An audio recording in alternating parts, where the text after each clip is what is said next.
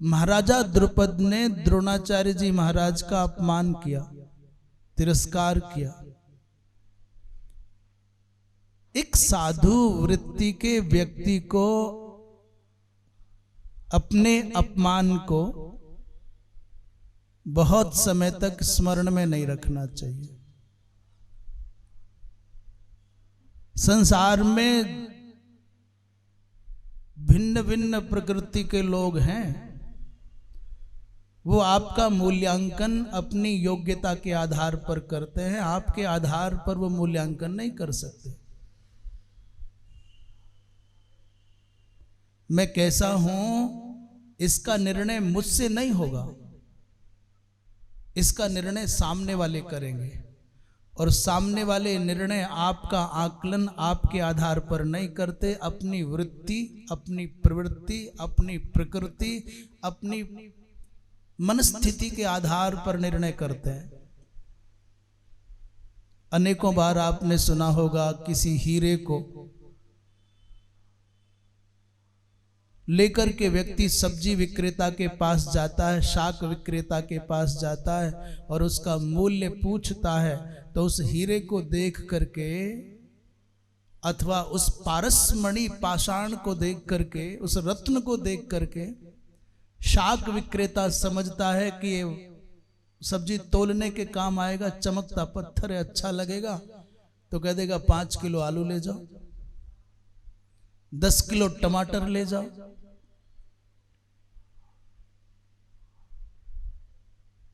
और उसी पारसमणि को, उसी रत्न को लेकर के किसी और बड़े व्यापारी के पास जाओगे तो कहेगा 100 रुपए ले लो, 200 रुपए लो, 1000 रुपए ले लो।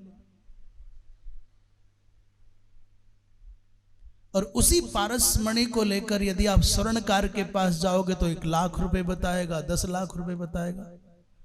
और उसी पारसमणि को लेकर किसी रत्न के ज्ञाता जौहरी के पास जाओगे तो जौहरी, क्योंकि उस रत्न की वास्तविकता को जानता है, वो कहेगा कि मैं अपना समग्र ये प्रतिष्ठान भी तुझको दूं तभी इस रत्न का मूल्य नहीं चुका पाऊंगा।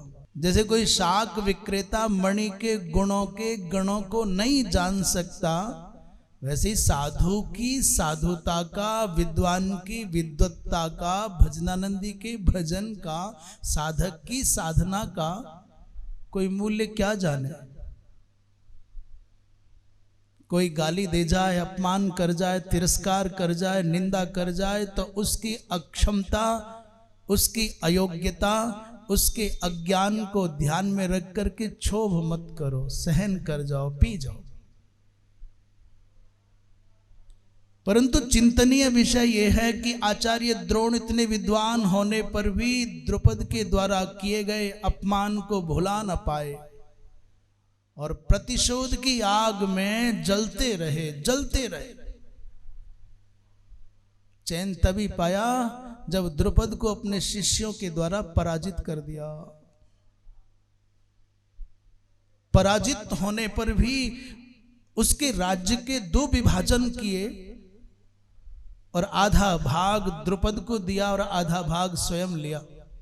कल प्रसंग चल रहा था, भगवती मां गंगा को विभाजक रेखा मान करके गंगा के उत्तर भाग का राज्य द्रुपद लेते हैं, द्रोणाचार्य लेते हैं, और गंगा के दक्षिण भाग का राज्य अपना मित्र मान करके, पराजित शत्रु मान करके महाराज द्रुपद को दे देते हैं। और कल के प्रसंग में यह भी कहा गया कि उत्तर भाग का जो वर्तमान कालिक राज्य माना जाए, लगभग वर्तमान काल का बदायूं जनपद, मुरादाबाद जनपद और बरेली तक, और गंगा के दक्षिण भाग का जो राज्य था उसमें थोड़ा अलीगढ़, थोड़ा एटा, थोड़ा इटावा और थोड़ा कन्नौज मान लीजिए। इसलिए उत्तर भाग, दक्षिण भाग के राजा का तात्पर्य हो गया ये माकंदीपुर और काम्पिल्य नगर, और ये काम्पिल्य नगर इटावा से लगता हुआ चंबल नदी तक था फैला हुआ, गंगा से लेकर के चंबल तक। और द्रोणाचार्य जी महाराज ने अहित छत्र उत्तर पांचालवर्ती क्षेत्र पर अहित क्षेत्र राजधानी बनाई और वहां रह करके शासन करने लग गए। द्रोणाचार्य जी महाराज ने तो समझा कि मैंने पराजित करके प्रतिशोध पूरा कर लिया और अपने मित्रता के धर्म को भी निभाया, क्योंकि मैंने मित्र बना करके आधा राज्य भी लौटा दिया, इसलिए बात यही खत्म हो गई होगी। परंतु तुलसी बाबा कहते हैं बैरी पुनि छत्री पुनि राजा। किसी व्यक्ति से आपका शत्रुता का संबंध हो जाए तो जीवन में कभी नहीं भूलेगा आपको। 100 बार सम्मान करिए, 100 बार उसके काम आइए, वो सब भुला दिए जाएंगे, पर एक बार आपसे उसके अनुरूप आचरण नहीं हुआ तो फिर आप नहीं चल पाएंगे।